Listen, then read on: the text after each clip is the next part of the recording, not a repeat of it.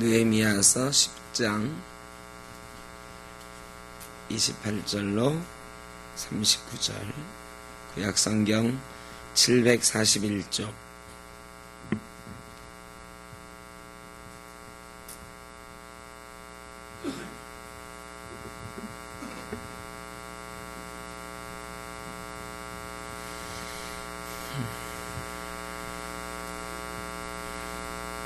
한 절씩 교독하겠습니다. 그 남은 백성과 제사장들과 레위 사람들과 문지기들과 노래하는 자들과 느드림 사람들과 및 이방 사람과 절교하고 하나님의 율법을 준행하는 모든 자와 그들의 아내와 그들의 자녀들 곧 지식과 총명이 있는 자들은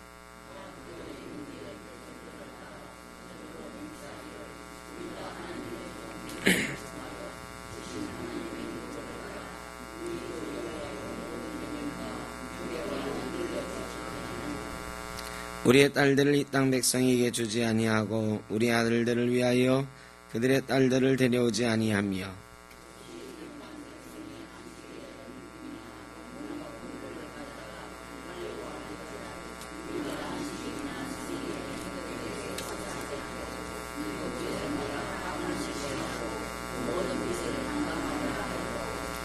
우리가 또 스스로 규례를 정하기를 해마다 각기 세겔의 3분의 1을 수납하여 하나님의 전을 위하여 쓰게 하되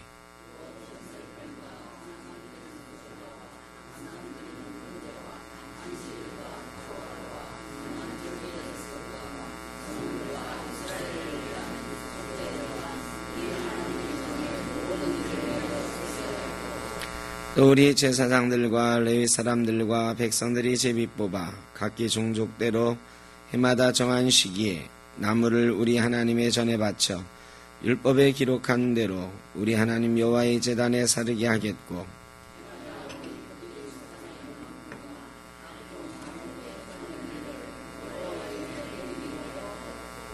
또 우리의 맏아들들과 가축의 처음 난 것과 소와 양의 처음 난 것을 율법에 기록된 대로 우리 하나님의 전으로 가져다가 우리 하나님의 전에서 섬기는 제사장들에게 주고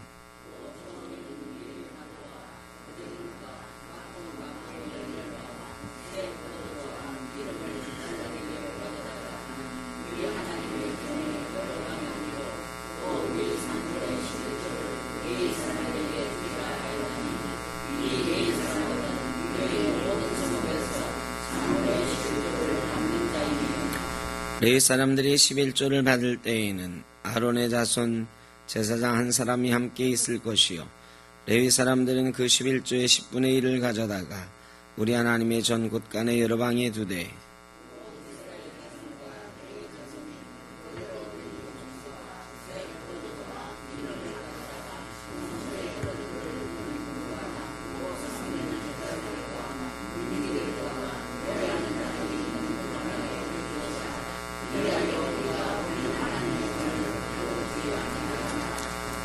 아멘. 율법을 읽고 회개하고 언약을 갱신했습니다. 그리고 그 언약을 인봉해서 써가지고 인봉해서 10장 앞에 보면 그 이스라엘 사람 중에 유력한 자들이 다 거기에 서명을 해서 그 이름이 기록이 되어 있습니다. 그리고 그 남은 백성 모두가 이제 하나님 앞에 언약하는 그런 내용이 나옵니다. 어떤 내용으로 언약하느냐? 보면 율법을 따라 그랬습니다. 율법을 따라 우리 주 하나님의 모든 계명과 규례와 율례를 지켜 행하며 하나님 앞에 새로 언약하는 내용은 예전에 모세를 통해서 주셨던 율법의 내용을 따라 언약했다. 그동안 율법을 잊어버리고 산 거죠. 지키지 않고 산 거죠. 그래서 새로운 언약의 내용은 이전에 하나님이 우리에게 주셨던 율법을 지키겠습니다 하는 거예요. 지키겠습니다. 그래서 저는 오늘 제목을 말씀을 따라 이렇게 정했습니다. 말씀대로 새로 언약했다. 이스라엘 백성에게 축복의 말씀으로 하나님이 율법을 주셨어요. 율법은 저주가 아니라고 그랬죠. 제가 처음에 율법을 주신 이유는 상 주기 위해서라고 그랬어요. 상 주기 위해서 복으로 주신 거예요. 그런데 그것을 그들은 저주로 만들었죠. 그래서 율법을 지키지 않으므로 저주받은 백성이 되었습니다. 이제 그들이 다시 하나님 앞에 우리가 율법을 축복의 말씀으로 알고 이제 잘 지키겠습니다 하는 맹세를 하고 있는 거예요. 이게 구약시대의 율법을 따라, 신약시대에는 말씀을 따라입니다. 말씀, 우리 주 예수 그리스도와 또한 사도들을 통해서 우리에게 주신 하나님의 말씀을 따라 우리가 하나님 앞에 서야 되는 거거든요. 그런데 어떻습니까? 이스라엘 백성들처럼 언제부턴가 이 말씀을 따라 신앙생활하지 못했어요. 이 천주교가, 가톨릭이 타락하면서 인간의 제도로 만들어버렸고 인간의 방법으로 신앙생활하기 시작했고 구원까지도 면죄부 팔아서 구원 얻을 수 있는 것처럼 완전히 잘못된 모습으로 말씀을 잃어버렸어요. 그래서 우리 종교개혁자들이, 마르틴 루터를 비롯한 종교개혁자들이 종교개혁할 때 모토가 3개 있었는데 그 첫 번째가 뭐냐면 오직 말씀으로, 오직 말씀으로. 또 하나는 오직 은혜로, 오직 믿음으로. 이 3가지인데 말씀으로. 그래서 개혁에는 항상 말씀이 들어가는 거예요. 우리를 새롭게 하는 거는 말씀으로 새롭게 하는 거예요. 여러분, 우리 교회는 어떻습니까? 새로워질 필요가 있나요? 없나요? 우리는 잘하고 있으니까 새로워질 필요가 별로 없나?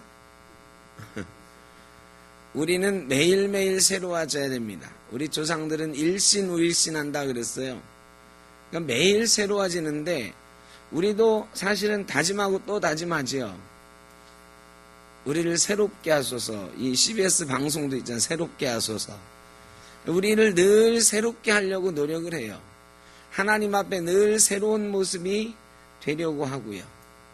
그런데 이 새롭게 하는 게 우리가 결심한다고 되는 것이 아니다. 우리의 마음대로, 우리의 뜻대로 새롭게 하는 것이 아니다. 뭐에 따라서? 말씀에 따라서. 말씀으로 돌아가야 된다.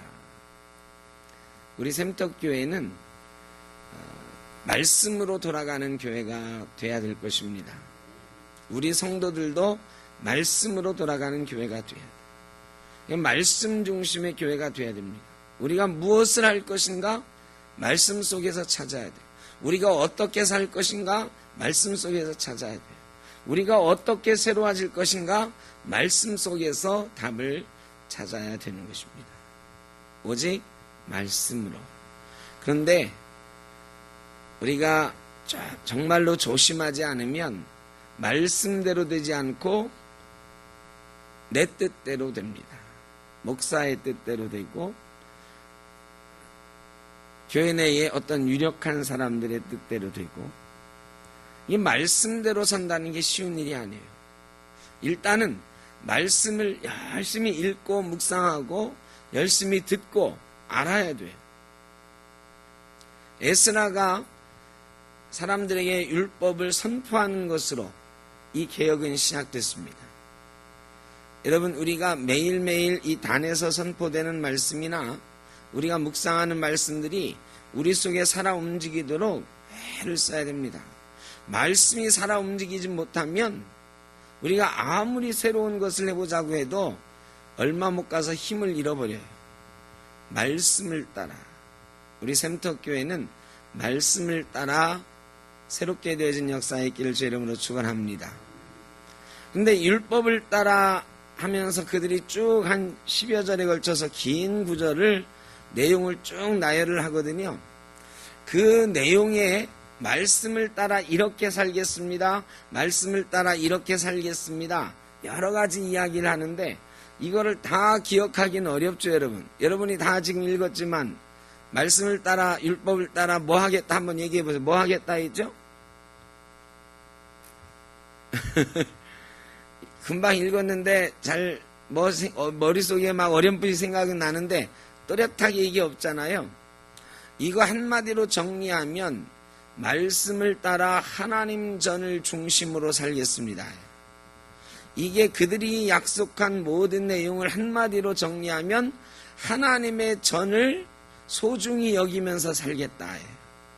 하나님의 전을 위해서 11조 드리겠다. 하나님의 전을 위해서 뭘 드리겠다. 하나님의 제단을 위하여 나무를 드리겠다. 뭐 이런 얘기들 하는 거예요. 하나님의 전을 소중히 여기면서 살겠다. 이게 정말 중요한 것입니다. 자, 말씀으로 우리가 살아가는데 여러분 말씀대로 사는 게 잘 안 돼요. 어떤 사람들은 나 교회 안 나가. 교회 안 나가도 나는 하나님 말씀대로 살아. 나는 하나님을 믿어. 예수를 믿어. 이런 사람들 있죠? 제가 몇 번 말씀드렸지만 이게 가능할 것 같지만 불가능하다. 그래서 교회 밖에는 구원이 없다. 저는 그렇게 생각합니다. 이게 아니라고 하는 사람들도 많이 있어. 왜 교회에만 구원이 있냐? 교회 밖에도 구원이 있지. 교회 밖에서 혼자서 예수 믿는 사람들이 얼마나 많은데, 근데 저는 성경의 정신은 그렇지 않다. 예수님이 예루살렘을 떠나지 말고 모여서 성령을 기다리라 그러셨던 것처럼, 그래서 교회가 시작된 것처럼 우리 신앙의 중심은 하나님 말씀 중심이어야 되고 하나님 말씀 중심으로 살아가는 유일한 방법은 교회 중심이다. 함께 우리가 신앙생활을 교회에서 모여서 할 때 그게 가능하다는 거예요. 그래 우리 신앙의 중심은 말씀이어야 되고 이 땅에서 살아가는 방법은 교회를 소중하게 여기면서 살아가는 것이 말씀 중심으로 사는 거다. 이게 두 개가 잘 조화를 이루어야 돼요. 그런데 이게 언제부턴가 교회 건물 중심 이렇게 돼버렸어요.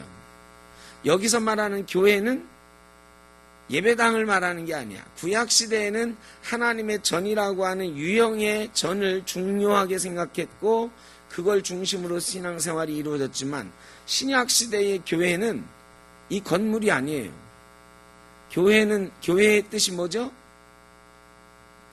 교회는 예수 그리스도를 구주로 믿는 사람들의 모임, 이게 교회예요. 예수를 믿는 사람들이 모인 것, 이게 교회라는 거예요. 그러니까 하나님의 전을 중심으로 산다. 우리 샘터교회 공동체를 중심으로 신앙생활한다. 함께 하나님의 전을 중심으로 살겠습니다. 이렇게 이스라엘 백성들이 지금 고백하고 있는 거예요. 저희도 말씀대로 살아가기를 원하고 그 말씀대로 사는 삶은 우리 교회를 중심으로 교회를 소중하게 여기며 사는 삶이어야 가능하다. 여러분 그러니까 말씀 중심으로 내가 어떻게 살지 성경을 10번 읽으면 될까? 여러분 통독을 몇 번이나 하셨어요? 여러분 이 성경을 달달달 외우고 계시나요? 저도 못해요. 저도. 이거 백독하면 달달 외우겠나요? 그러니까 말씀 중심으로 산다는 게 말씀을 달달 외운다고만 해서 되는 건 아니에요.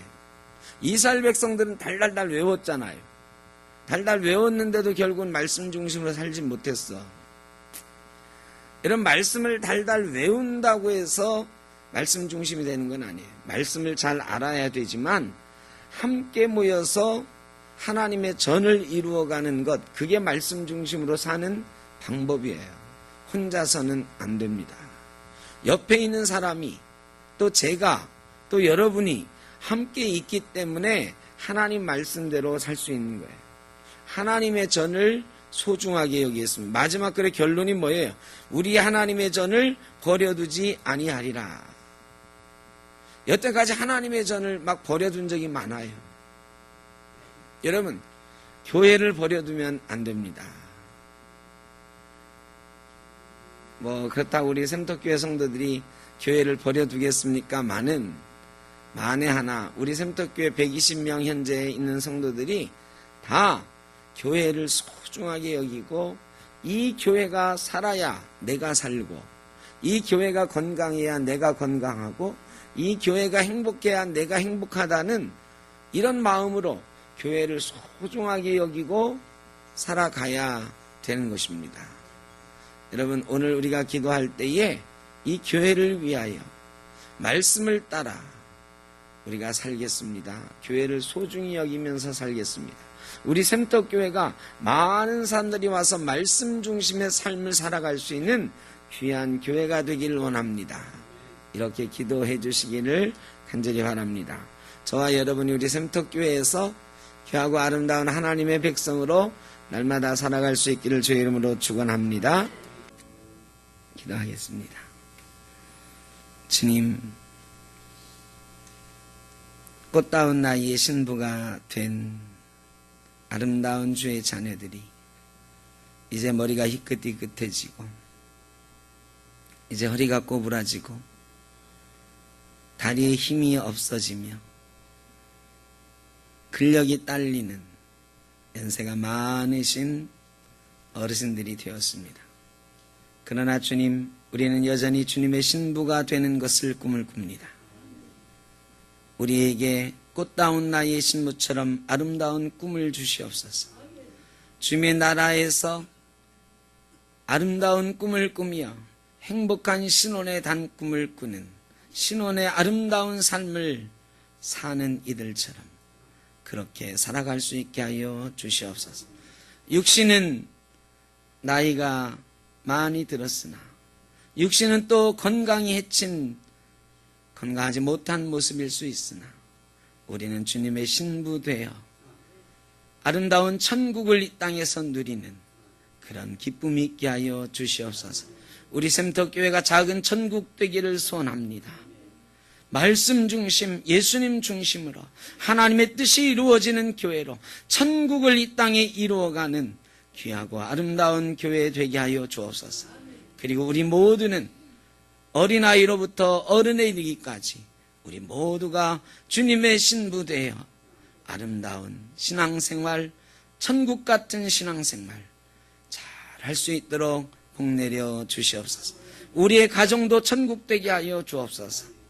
우리의 가정도 3대가 4대가 함께 모여 하나님의 나라를 이루어가는 귀한 복을 누리게 하여 주시고, 우리의 가진 것보다 더 많은 것을 누리며 우리의 마음은 늘 풍성하여 행복한 삶을 살아가는 귀한 가정들 다 되게 하여 주옵소서.